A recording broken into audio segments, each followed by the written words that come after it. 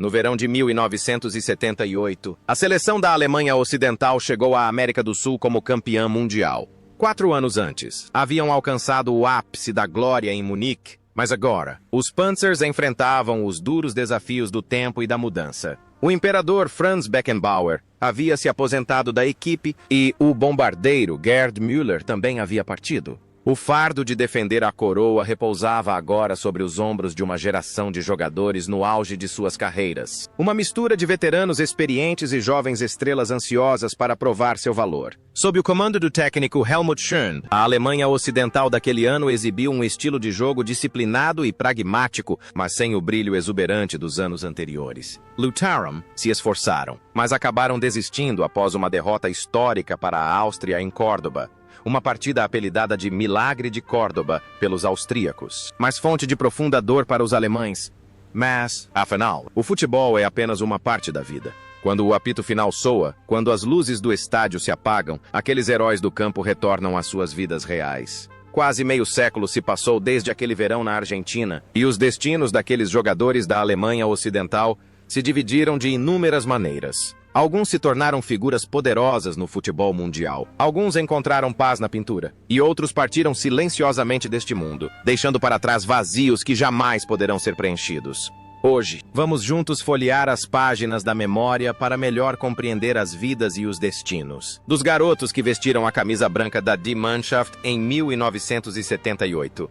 Rainer Bonhoff, o meio-campista sem pulmões. Na seleção da Alemanha Ocidental de 1978, Rainer Bonhoff personificava o espírito da juventude madura e da inabalável capacidade de luta. Aos 26 anos, Bonhoff já não era o jogador mais jovem a conquistar a Copa do Mundo de 1974, mas havia se tornado um pilar insubstituível no meio-campo. Com sua resistência inesgotável, chutes potentes de longa distância e cruzamentos precisos, ele jogou em todas as 6 partidas do torneio, atuando como os pulmões que forneciam oxigênio ao jogo da equipe. A imagem de Bonhoff avançando com tudo, sem medo do contato físico, tornou-se um símbolo do espírito alemão de nunca desistir, mesmo nas circunstâncias mais difíceis.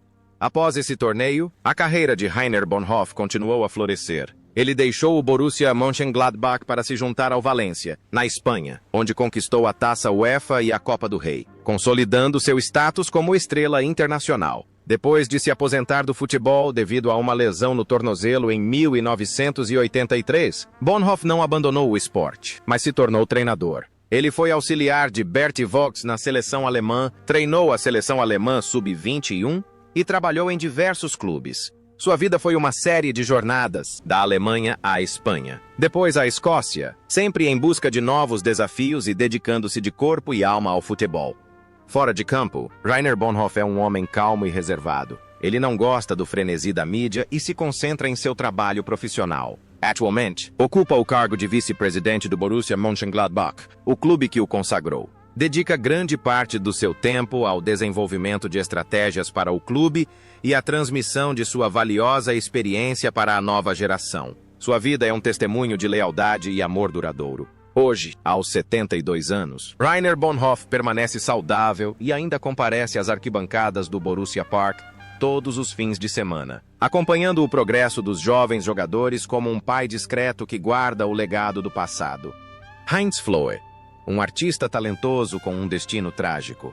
Heinz Flohe, o talentoso meio-campista do FC Köln, chegou à Argentina em 1978, aos 30 anos. Era um verdadeiro artista em campo, possuindo uma técnica individual refinada e um drible hipnotizante. Em uma seleção da Alemanha Ocidental, que dependia muito da força física, Flohe era um jogador de toque suave, proporcionando um elemento dinâmico. Jogou em 4 partidas e marcou 2 gols. Uma atuação impressionante que demonstrou sua classe, mesmo sem ter as mesmas oportunidades que as estrelas do Bayern de Munique ou do Borussia Mönchengladbach. Flohe foi o herói que levou o FC Köln a uma dobradinha histórica em 1978, e esta Copa do Mundo foi o palco para ele reafirmar seu talento internacional.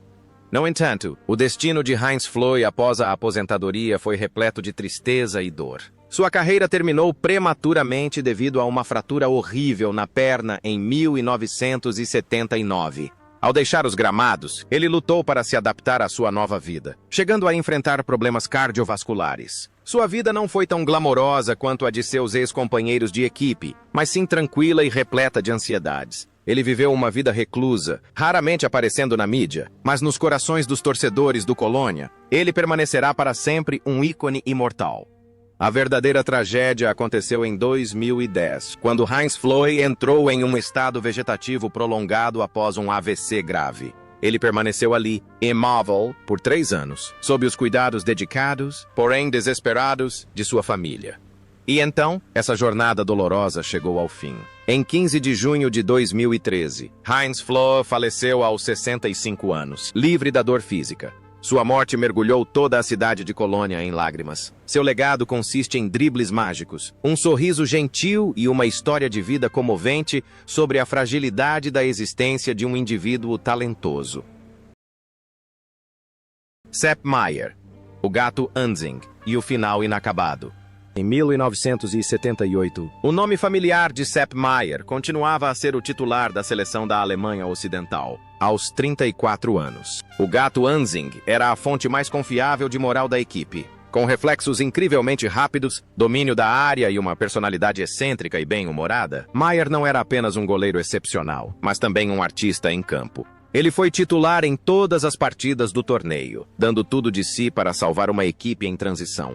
Embora a Alemanha Ocidental não tenha conseguido defender o título, a classe de Sepp Maier era inegável. Contudo, o destino reservou um golpe cruel para Sepp Maier pouco depois daquele torneio. Apenas um ano após a Copa do Mundo de 1978, sua ilustre carreira foi abruptamente interrompida por um grave acidente de carro em julho de 1979. O acidente causou-lhe graves lesões no peito e nos pulmões, forçando-o a se aposentar definitivamente aos 35 anos, ainda no auge de sua forma. Esse evento foi um grande choque, mergulhando Maier em momentos difíceis mentalmente. Mas, com seu otimismo inato, ele se reergueu com força. Tornou-se um lendário treinador de goleiros do Bayern de Munique e da seleção alemã, e o mentor que moldou o grande Oliver Kahn mais tarde. Na vida real, Sepp Maier manteve sua personalidade espirituosa. Ele escreveu livros, participou de programas de televisão e é sempre o centro das atenções em encontros de ex-jogadores. Vive feliz com sua família nos arredores de Munique, praticando golfe e tênis. Ele não deixou que o acidente de anos atrás se tornasse uma lembrança traumática, mas o transformou em motivação para contribuir de uma maneira diferente. Hoje, aos 80 anos, Sepp Maier está aposentado, vivendo uma velhice tranquila e plena. Respeitado em toda a Alemanha como uma lenda imortal do futebol mundial. Rolf Russmann, o gigante e as notas graves. Rolf Russmann, o zagueiro implacável da Alemanha Ocidental em 1978, era um gigante tanto no sentido literal quanto figurado, com 1,85 metros de altura e um estilo de jogo extremamente poderoso e destemido. Russmann, aos 27 anos, era um pilar confiável ao lado de Berti Vogts. Ele jogou os 90 minutos completos em todas as 6 partidas, usando sua força física para neutralizar os atacantes adversários. Russmann não era um zagueiro extravagante, era um trabalhador diligente, taciturno e incansável, representando o sangue do Schalke 4 que corria em suas veias. A vida de Rolf Russmann foi uma montanha-russa, com altos e baixos. Ele se envolveu no escândalo de manipulação de resultados da Bundesliga em 1971 e foi suspenso, mas retornou com força para provar seu valor. Após se aposentar, Russmann demonstrou possuir não apenas força física, mas também uma mente brilhante, tornando-se diretor esportivo de clubes como Schalke 4, Borussia Mönchengladbach e Stuttgart. Ele era conhecido como um técnico decisivo, direto e visionário, que desempenhou um papel fundamental na revitalização das equipes pelas quais trabalhou. Por trás dessa aparência durona, porém, escondia-se um coração bondoso e uma luta silenciosa contra a doença. Russmann sempre dedicou seu amor à família e ao futebol, mas o destino foi cruel com ele. O insidioso câncer de próstata corroeu a força daquele que outrora fora um guerreiro poderoso. Ele lutou contra a doença com a garra de um zagueiro implacável, sem jamais reclamar. No entanto, essa jornada tumultuosa chegou a um triste fim. Em 2 de outubro de 2009, Rolf Russmann faleceu aos 58 anos, poucos dias antes de seu aniversário. Sua morte deixou um enorme vazio no futebol alemão. O legado de Husmann não se resume à sua paixão em campo, mas também a uma lição sobre cair, levantar-se e dedicar-se até o último suspiro.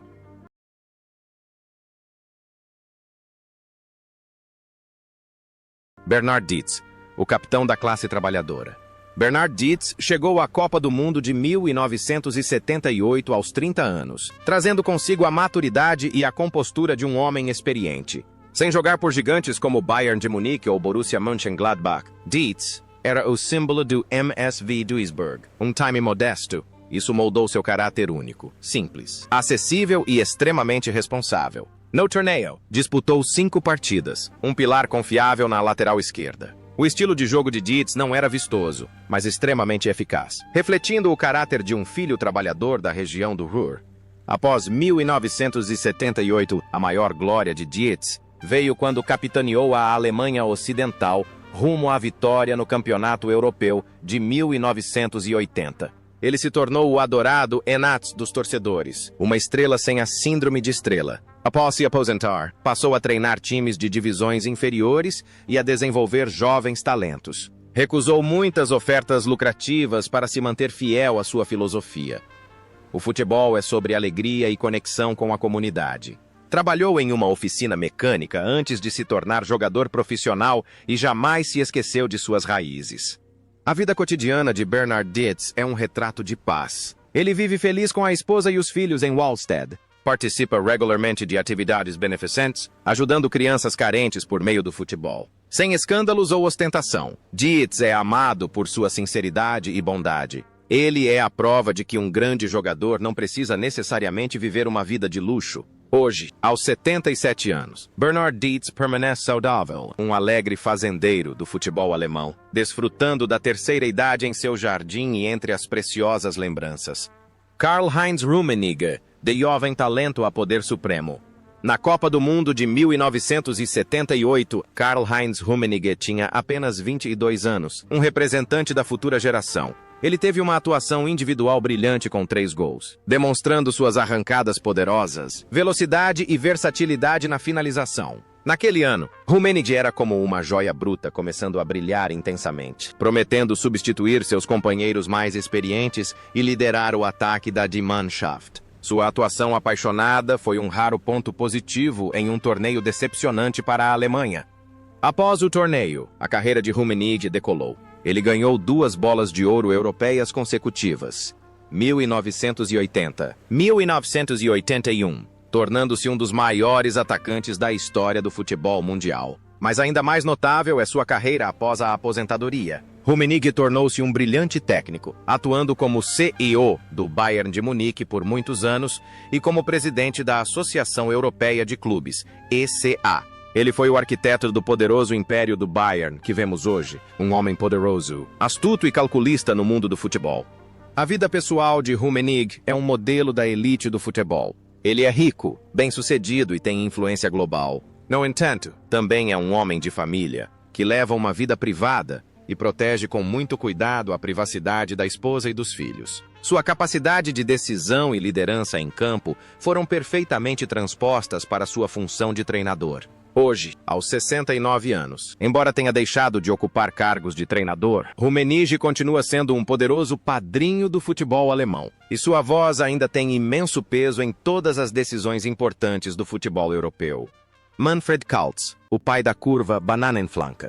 Ao mencionar Manfred Kaltz, os fãs de futebol das décadas de 70 e 80 imediatamente se lembrarão de um lateral direito com um estilo ofensivo moderno e, principalmente, de seus famosos cruzamentos em forma de banana, os Bananenflanke. Na Copa do Mundo de 1978, aos 25 anos, Kaltz era o lateral direito titular, jogando os 540 minutos completos. Ele não só era sólido na defesa, como também representava uma ameaça perigosa no ataque quando avançava, combinando bem com os atacantes graças à sua habilidade de fazer cruzamentos precisos e com efeito. Kaltz jogava de forma discreta e parcimoniosa, mas era extremamente eficaz, o que o tornou um dos zagueiros mais consistentes do mundo naquela época. A carreira de Manfred Kaltz esteve intimamente ligada ao Hamburger SV, onde se tornou uma lenda viva com um número recorde de jogos na Bundesliga. Ele foi peça fundamental na conquista da Taça dos Campeões Europeus pelo HSV em 1983, derrotando a poderosa Juventus. Curiosamente, Kautz também detém o recorde de gols contra na Bundesliga 6, mas esse número empalidece em comparação com seus 76 gols de pênalti, marcados com frieza e precisão. Após se aposentar, Kautz optou por uma vida longe dos holofotes. Ele não seguiu carreira como treinador em grandes clubes, dedicando-se, em vez disso, ao futebol de base. A vida privada de Manfred Kautz é bastante discreta. Ele foi casado com a cantora Pilgi, mas o casal se separou posteriormente. Kautz dedicou-se à sua própria escola de futebol, onde ensinava pessoalmente a crianças pequenas habilidades de cruzamento e inteligência futebolística. Ele encontrava alegria em nutrir talentos, vivendo uma vida simples e livre de escândalos. A imagem de um lendário ex-campeão europeu corrigindo pacientemente os movimentos de crianças no ensolarado campo de treinamento é um belo exemplo de dedicação silenciosa. Hoje, aos 71 anos, Manfred Kautz continua envolvido com o futebol à sua maneira, discretamente, mas de forma significativa. Berti Vogts, o cão de caça persistente. O capitão da Alemanha Ocidental na Copa do Mundo de 1978 era Berti Vogts, apelidado de Der Terrier, o Terrier, por sua incansável garra e espírito de luta inabalável. Aos 31 anos, Vogts era um líder espiritual, inspirando seus companheiros de equipe. Ele jogava cada minuto, se entregando em cada lance para proteger o gol de Sepp Maier. Embora não tenha conseguido ajudar sua equipe a defender o título, a imagem de Berti Vogts cerrando os dentes e gritando instruções ficou gravada na memória dos torcedores. Ele personificava dedicação e disciplina de ferro. Após se aposentar como jogador, Berti Vogts continuou sua dedicação ao futebol como treinador. Ele levou a seleção alemã à vitória na Eurocopa de 1996, um dos pontos altos de sua carreira. Também trabalhou em diversos países com tradição no futebol, como Kuwait, Escócia, Nigéria e Azerbaijão. Sua vida era uma jornada constante, sempre permeada por táticas e estratégias. Vogts vivia e respirava futebol, sacrificando grande parte do seu tempo pessoal por essa paixão ardente.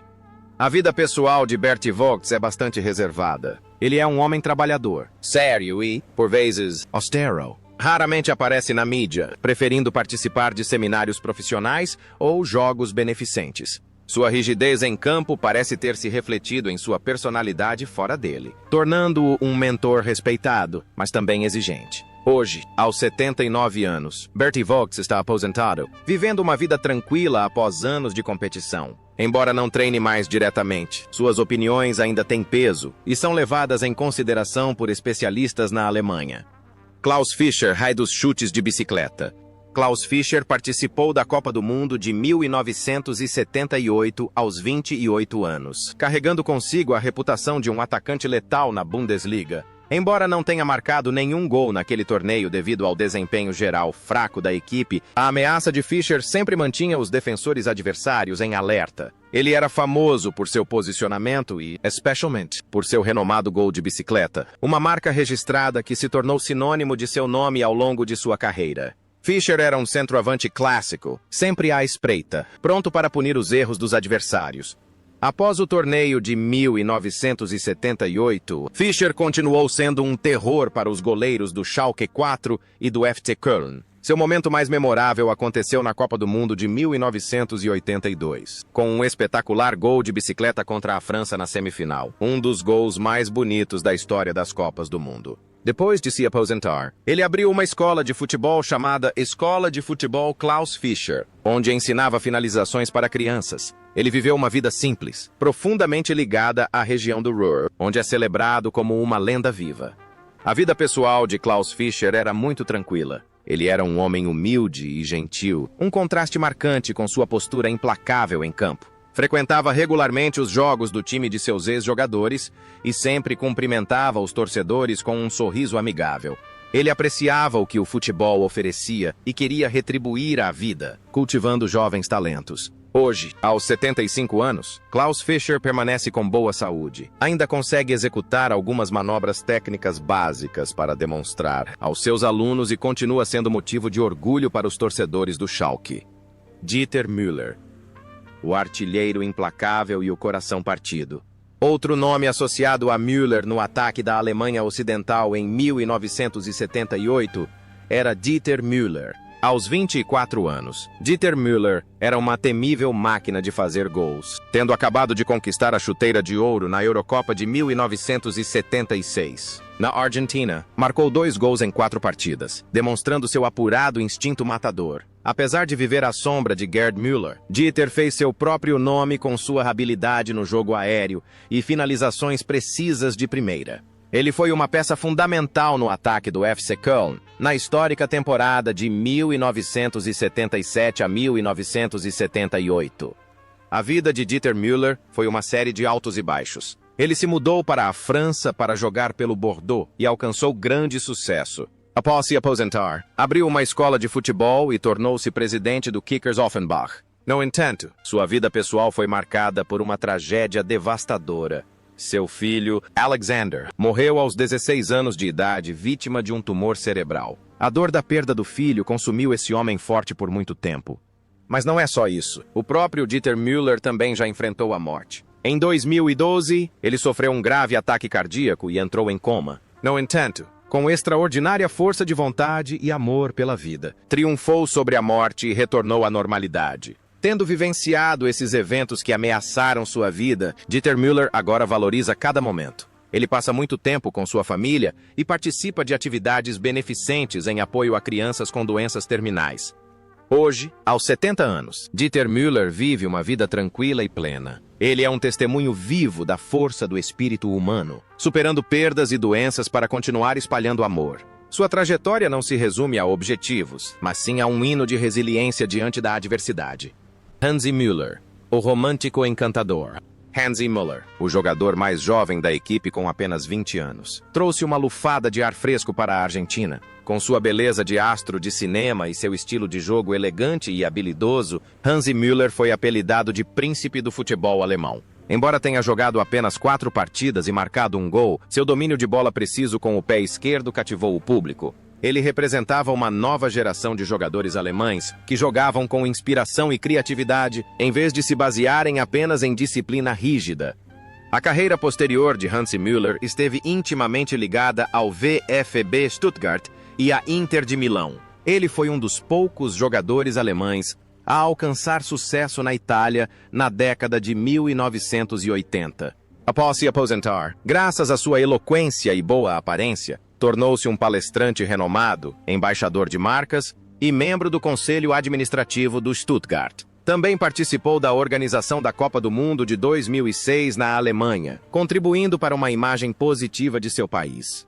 A vida pessoal de Hansi Müller é plena e repleta de sucesso. Ele sabe aproveitar a vida, ama a cultura italiana e leva um estilo de vida elegante. Sempre aparece com um sorriso radiante, inspirando sentimentos positivos em todos ao seu redor. Hansi Müller provou que jogadores de futebol também podem ser cavalheiros refinados e bem-sucedidos em muitas outras áreas. Hoje, aos 67 anos, ele continua sendo uma figura de grande influência, um palestrante requisitado e um ícone de sucesso e felicidade. Rüdiger Abramczyk, o deus do fogo cruzado. Rüdiger Abramczyk, apelidado de Abi, participou da Copa do Mundo de 1978 aos 22 anos. Junto com Klaus Fischer, formou uma dupla de ataque devastadora no Schalke 4. Abramczyk era famoso por seus dribles velozes pela ala direita e seus cruzamentos precisos. Na Argentina, disputou 3 partidas e marcou um gol, deixando a impressão de ser um ponta habilidoso e imprevisível. Era aclamado pelos torcedores como Flankengott, o deus dos cruzamentos. Após o torneio, Abramczyk continuou jogando por vários clubes importantes, como Dortmund e Galatasaray. Depois de se aposentar como jogador, ele iniciou uma carreira como treinador, mas trabalhou principalmente com equipes menores ou em ligas de divisões inferiores. Ele chegou a levar a seleção da Letônia à Eurocopa de 2004, uma conquista histórica para o futebol do país. Sua carreira como treinador tem sido uma aventura incansável por diversos países. Na vida pessoal, Rüdiger Abramczyk leva uma vida relativamente tranquila. Ele administra uma empresa de turismo e esportes e gosta de passar tempo com a família. É uma pessoa alegre e extrovertida que mantém um bom relacionamento com seus ex-companheiros de equipe. Embora não tenha se tornado um técnico de renome mundial, está satisfeito com o que conquistou. Hoje, aos 68 anos, Abraham Thick permanece saudável e comparece frequentemente a eventos do Schalke 4, sendo saudado pelos torcedores como um herói dos velhos tempos.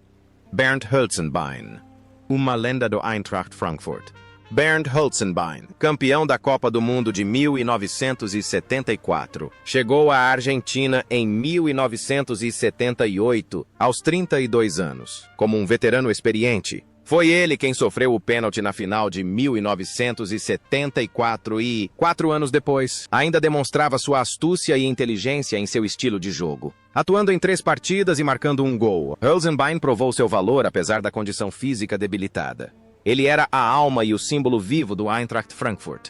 Após se aposentar da seleção nacional, Hölzenbein continuou contribuindo para o Frankfurt, ajudando o time a conquistar a Copa da UEFA em 1980. Depois de se aposentar, tornou-se o principal arquiteto do desenvolvimento do Frankfurt como vice-presidente e olheiro. Foi ele quem descobriu talentos como Tony Yeboah e J.J. Okocha, trazendo um estilo de jogo ofensivo e vibrante para as Águias. Sua vida esteve intrinsecamente ligada à cidade de Frankfurt. Ele era amado não apenas por seu talento, mas também por sua lealdade e visão estratégica. A vida pessoal de Hölzenbein era muito simples. Era um homem de família, que vivia uma vida tranquila e evitava chamar a atenção desnecessariamente. Passou seus últimos anos acompanhando seu amado time, celebrando a conquista da Liga Europa pelo Frankfurt em 2022. Para os torcedores de Frankfurt, ele é parte inseparável de sua história. No entanto, o ciclo de nascimento, envelhecimento, doença e morte não poupa ninguém. Em 15 de abril de 2024, Bernd Hölzenbein faleceu aos 78 anos após uma longa batalha contra a doença. Sua morte, poucos meses antes da Euro 2024 na Alemanha, foi motivo de imensa tristeza. Ele se foi, mas seu legado como jogador brilhante e técnico dedicado viverá para sempre no Main River. Eric Beer, ET, e uma nova vida em Munique. Eric Beer, meio-campista do Hertha Berlim, participou do torneio aos 31 anos. Conhecido pelo apelido de ET, ele era um meio-campista, mas possuía uma notável capacidade de marcar gols, comparável à de um atacante. Na Copa do Mundo de 1978, ele jogou em 4 partidas, desempenhando um papel crucial na manutenção do ritmo e no apoio ao ataque. Beer era um jogador trabalhador que atuava com inteligência e compostura. Ele é uma lenda do Hertha Berlim, amado pelos torcedores da capital. Após se aposentar dos gramados, Erich Beer não seguiu carreira como técnico de alto nível, optando por uma vida tranquila em Munique. Trabalhou brevemente como treinador, mas logo percebeu que se adaptava melhor a um estilo de vida mais independente. Ele passa tempo com a família, cuida do jardim e desfruta de hobbies refinados. Raramente aparece na mídia, preferindo viver uma vida reclusa em meio à agitação do mundo moderno. Hoje, aos 78 anos, Eric Beer vive uma vida tranquila. Ele ainda mantém contato com seus antigos companheiros de equipe, mas não está mais tão envolvido com o futebol. Sua história é a prova de que escolher se aposentar no momento certo, encontrando a felicidade na serenidade, após anos de correria e agitação nos campos, é uma boa decisão.